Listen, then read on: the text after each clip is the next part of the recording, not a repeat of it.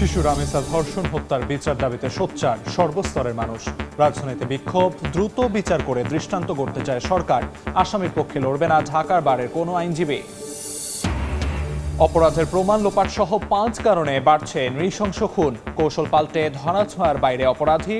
হাফিজকে গ্রেফতারে তনু হত্যা মামলা তদন্তে গতি। আরও 3 জনকে ধরার চেষ্টা। কয়েক হাত ঘুরে রাজধানীতে ঢুকতেই সবজির দাম আকাশচুম্বী। ক্ষেত থেকে কেনা দামের 4 গুণে বিক্রি ঢাকায়। কৃষকের লাভ টেনে টুনে পকেট ভারী মধ্যস্বত্বভোগীর। এবং ট্রাকে ট্রাকে হাটে আসছে কোরবানির পশু। মাঝারি আকৃতির গরুতে আগ্রহ বেশি ক্রেতার। জাল টাকার লেনদেন ঠেকাতে কঠোর অবস্থানে আইন শৃঙ্খলা বাহিনী।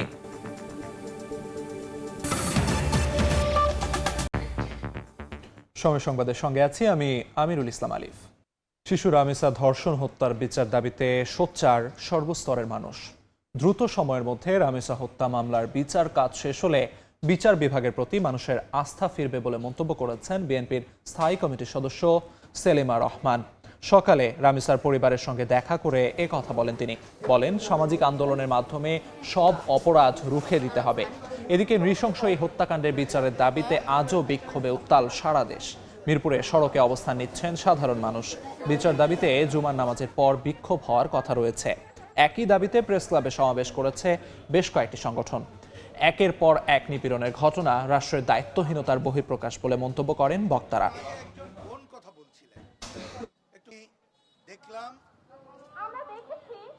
তারা খুব দ্রুত এর বিচার করবেন যাতে করে জনগণের আস্থা ফিরে আসে। এই সরকার এসছে মাত্র 2 মাস হলো, সেখানে বিভিন্ন রকম এই সরকার যে কাজগুলো করতে যাচ্ছে তাকে বাধাগ্রস্ত করার জন্য অনেক রকম ষড়যন্ত্র চলছে। আমরা যারা এটার বিচার চাই, মানে এই ঘটনার বিচার চাই, একই সাথে সমাজের এই অধোগতি রোধের জন্যে আমরা আধুনিক সংস্কৃতির বিকাশ ত্বরান্বিত করতে চাই। রামেসা সহ নৃশংসতার শিকার সকল নারী, শিশু, সকল বাচ্চাদের এই ঘটনাগুলো বিচার করার দায়িত্ব রাষ্ট্রের। এই মুহূর্তে রাজধানীর মিরপুরে আছেন সহকর্মী নাইম হাসান। সরাসরি যাচ্ছি তার কাছে। শিশু রামেসার হত্যাকাণ্ডে ক্ষোভে ফুঁসছে মিরপুর, পল্লবী সহ আশেপাশের এলাকার স্থানীয় লোকজনেরা। আজকে সকাল থেকেই কিন্তু পল্লবীর এই রামেসার বাসার সামনে কিন্তু মানুষ জড়ো হচ্ছেন। তারা কিন্তু সকলের মুখেই একটাই দাবি যে রামেসার হত্যাকাণ্ডের যে যারা জড়িত, হত্যাকাণ্ডের সঙ্গে যারা জড়িত তাদের জন্য কঠোর থেকে কঠোরতর শাস্তি নিশ্চিত করা হয়। আমরা দেখেছি যে গতকাল রাতে প্রধানমন্ত্রী তারেক রহমান রামেসার বাসায় আসার পরে কিন্তু তিনি রামেসার পরিবারকে আশ্বস্ত করেছেন যে অতি দ্রুতই রামেসার হত্যাকারীদের বিচার নিশ্চিত করা হবে। এরপর আজকে সকালে বিএনপির স্থায়ী কমিটির সদস্য সেলিমা রহমান এসেছিলেন। তিনি এসে রামেসার বাবা মায়ের সঙ্গে কথা বলে গেছেন। দর্শক, আপনাদেরকে যদি আমরা এই মুহূর্তে দেখাতে চাই, আমরা এই মুহূর্তে অবস্থান করছি নিহত রামেসার বাসার সামনে। এখানে কিন্তু এখনো এই স্থানীয় এলাকাবাসী, বিশেষ করে নারী, পুরুষ, বিভিন্ন শ্রেণী পেশার মানুষ এখানে এসে জড়ো হচ্ছেন। তারা কিন্তু বলছেন যে তাদের একটাই দাবি যেন অতি দ্রুত রামেসার হত্যাকারীদের বিচার নিশ্চিত করা হয়। আপনাদেরকে যদি আরেকটু জানিয়ে রাখতে চাই যে আজকে জুমার নামাজের পর কিন্তু এই রামেসার বাসার সামনে থেকে একটি বিক্ষোভ কর্মসূচি রয়েছে। যে বিক্ষোভ কর্মসূচিতে অংশ নিতেও কিন্তু এরই মধ্যেও অসংখ্য মানুষ এখানে এসে জড়ো হচ্ছেন। যদিও বৃষ্টির কারণে এখানে তারা বিভিন্ন স্থানে ছড়িয়ে ছিটিয়ে আছেন, কিন্তু কিছুক্ষণ আগেও কিন্তু এই পল্লবীর যে 7 নম্বর সড়ক, এই 7 নম্বর সড়কে কিন্তু অসংখ্য মানুষের জটলা ছিল। তারা একটা দাবিতেই এই সড়কে স্লোগান তুলেছিলেন, সেটা হচ্ছে যে রামেসার হত্যাকারীদের তারা বিচার চান।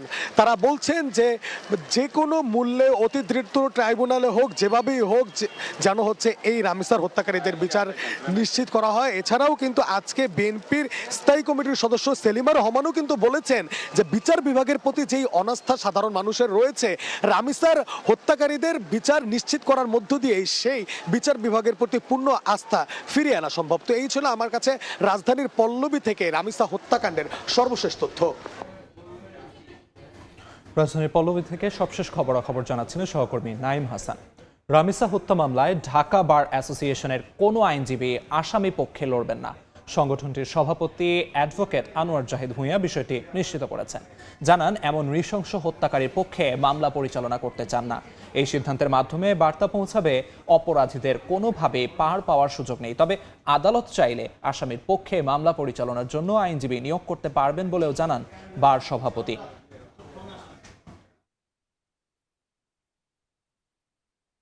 দশ বছর পর আবারও আলোচনায় কুমিল্লার কলেজ ছাত্রী সোহাগী জাহান তনু ধর্ষণ ও হত্যা। সাবেক ওয়ারেন্ট অফিসার হাফিজুর রহমানকে গ্রেফতারের পর গতি পেয়েছে মামলার তদন্ত।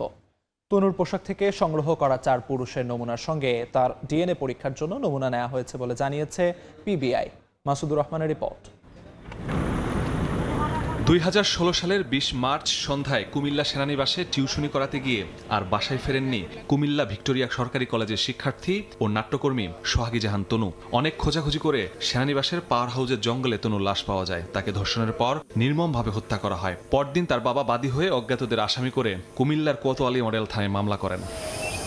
সেনানিবাসের মধ্যে এমন ঘটনা সারা দেশে আলোড়ন তুললেও অজানা কারণে কেউ কুলকিনারা করতে পারেনি। এমনকি 2 দফা ময়নাতদন্ত প্রতিবেদনেও তরুণ মৃত্যুর কারণ খুঁজে না পাওয়ার দাবি করা হয়। প্রথমে থানা পুলিশ, পরে ডিবি, সিআইডির পর 2020 সাল থেকে মামলাটি তদন্ত করছে পিবিআই। এই হত্যাকাণ্ডের শেষ ভরসা ছিল ডিএনএ রিপোর্ট।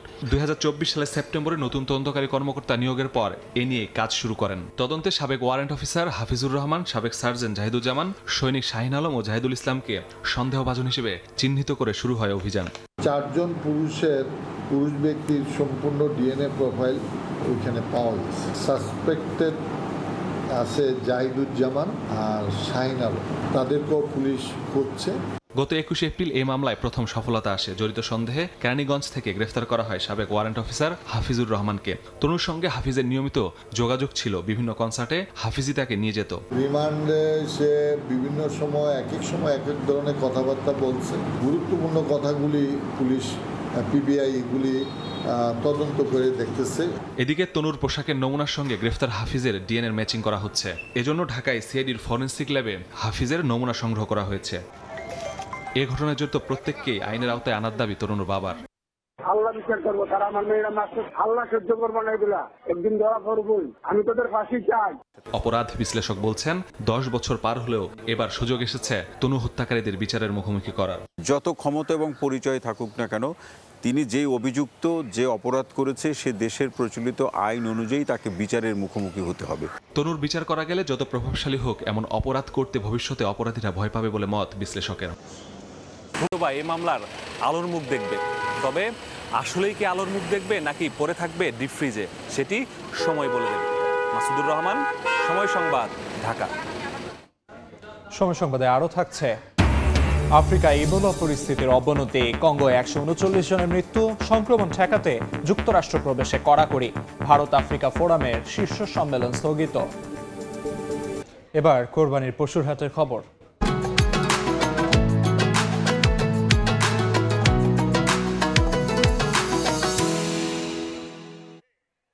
ঢাকার বাইরে জমে উঠেছে কোরবানির পশুর হাট। এই মুহূর্তে রাজশাহীর বাগমারায় আছেন সহকর্মী মওদুদ রানা।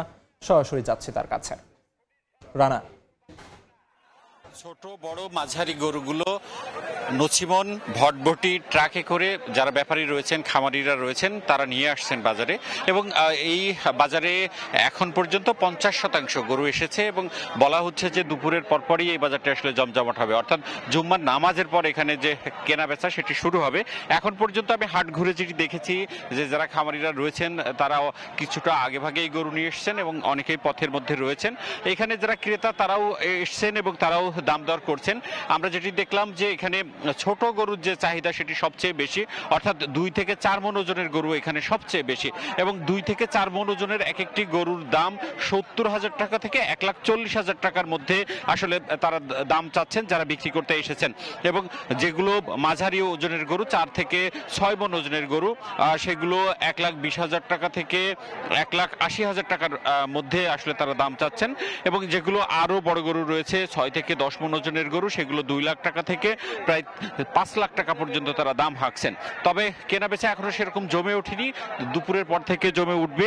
তবে এখানে যারা ক্রেতারা রয়েছেন তারা বলছেন যে অন্যান্যবার ছোট যে গরুগুলো সেগুলোর যদি ওজনে হিসেব করা হয়, অর্থাৎ মন প্রতি হিসেব করা হয়, 1 মন 30,000 টাকার মধ্যে তারা পেয়েছেন। কিন্তু এবার ছোট গরুগুলো মন হিসেব করলে এক একটি ছোট গরু 1 মন মাংসের দাম পড়বে 35,000 টাকা।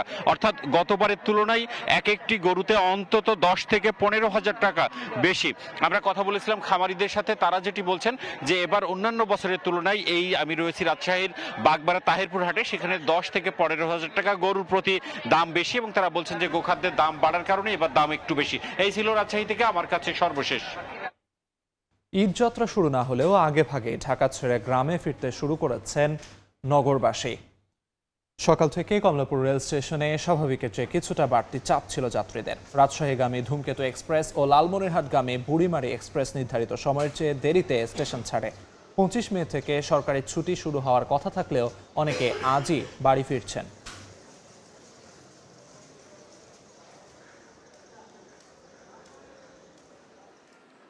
এবার বাণিজ্যের সংবাদ।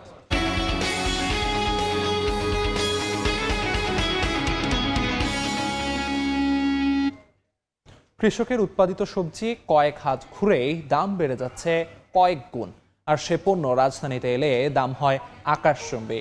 কৃষক টেনে টুনে লাভের মুখ দেখলেও মধ্যস্বত্বভোগীরাই হন বেশি লাভবান। উৎপাদন থেকে সবজির কৃষকের মূল্য, এরপর পাইকার ও বিভিন্ন জেলার খুচরা বাজারের খবর জানাচ্ছেন রিপোর্টাররা।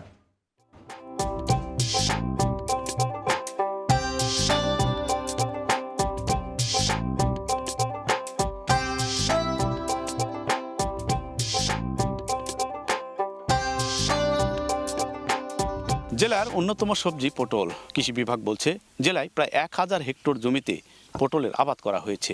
স্থানীয় চাষিরা বলছেন প্রতি বিঘা জমিতে পটল উৎপাদনে খরচ হয় প্রায় 55 থেকে 60 হাজার টাকা। চাষিরা বলছেন প্রতি কেজি পটল বর্তমান বাজারে পাইকারি আড়তে বিক্রি হচ্ছে 35 থেকে 40 টাকা। অন্যদিকে ক্রেতাদের খুচরা বাজারে কিনতে হচ্ছে 50 থেকে 55 টাকায়। স্থানীয় চাহিদা মিটিয়ে বগুড়া, সিরাজগঞ্জ হয়ে পটল চলে যাচ্ছে রাজধানীতে। সবজির আরও খবর জানতে যাব দিনাজপুরে।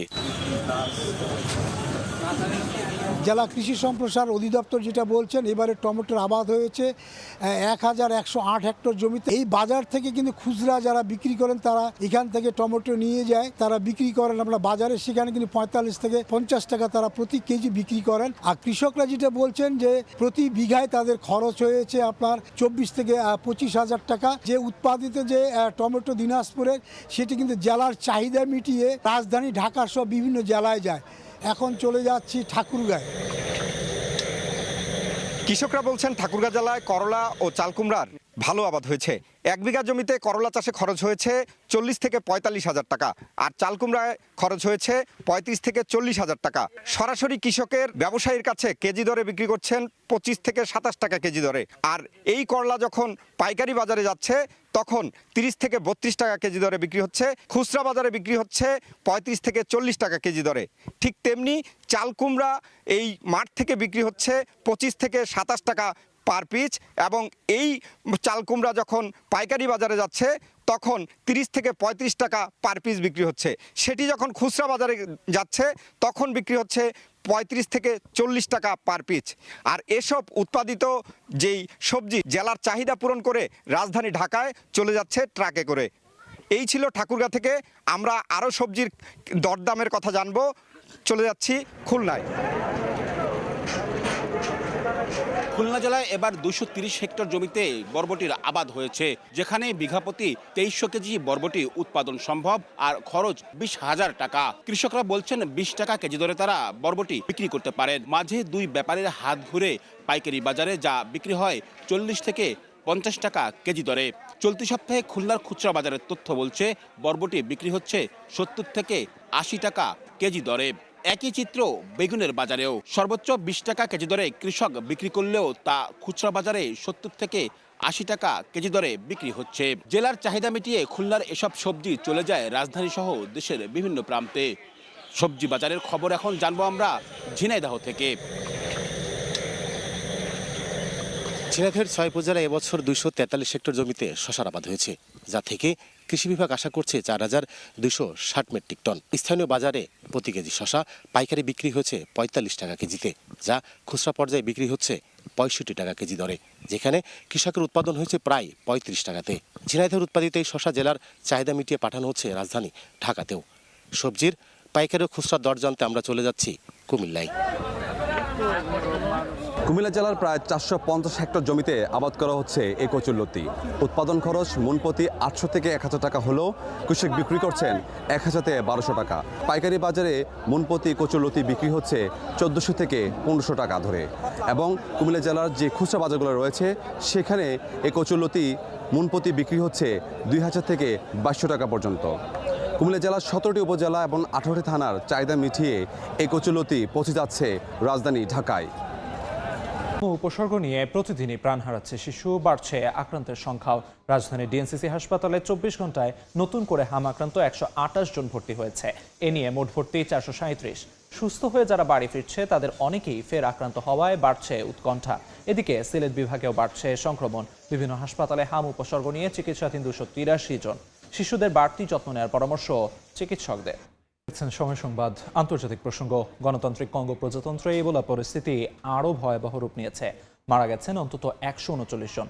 সন্দেহভাজন রোগীর সংখ্যাও 600 ছাড়িয়েছে। প্রকৃত সংখ্যা আরও বেশি হতে পারে বলে সতর্ক করেছে বিশ্ব স্বাস্থ্য সংস্থা। ইতুরি প্রদেশের পর প্রাদুর্ভাব ছড়িয়ে পড়েছে দেশটির বিভিন্ন অঞ্চলে। ইবোলা সংক্রমণ ঠেকাতে যুক্তরাষ্ট্র প্রবেশে কড়াকড়ি ও নতুন নিষেধাজ্ঞা জারি করা হয়েছে। নিরাপত্তা বিবেচনায় স্থগিত হয়েছে ভারত আফ্রিকা ফোরামের শীর্ষ সম্মেলন। চলমান পরিস্থিতি নিয়ে উদ্বেগ প্রকাশ করে সহায়তার আশ্বাস দিয়েছে রাশিয়া। এ পর্যায়ে শীর্ষ সংবাদগুলো জানিয়ে দিচ্ছি আরেকবার। শিশু রামিসা ধর্ষণ হত্যার বিচার দাবিতে সোচ্চার সর্বস্তরের মানুষ। রাজধানীতে বিক্ষোভ, দ্রুত বিচার করে দৃষ্টান্ত করতে চায় সরকার। আসামির পক্ষে লড়বে না ঢাকা বারের কোনো আইনজীবী।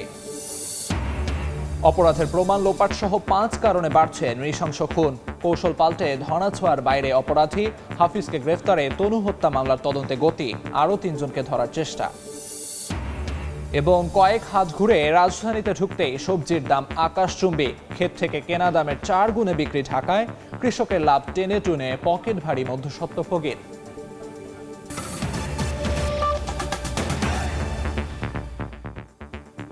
এই ছিল দুপুর 12টার সময় সংবাদে। এরপর খেলার সময়ের সঙ্গে থাকবেন সাব্বির মিথুন। আলিফ, আপনাকে ধন্যবাদ। খেলার সময় নিয়ে আসছি কিছুক্ষণ পর, সঙ্গে থাকুন সময়ের।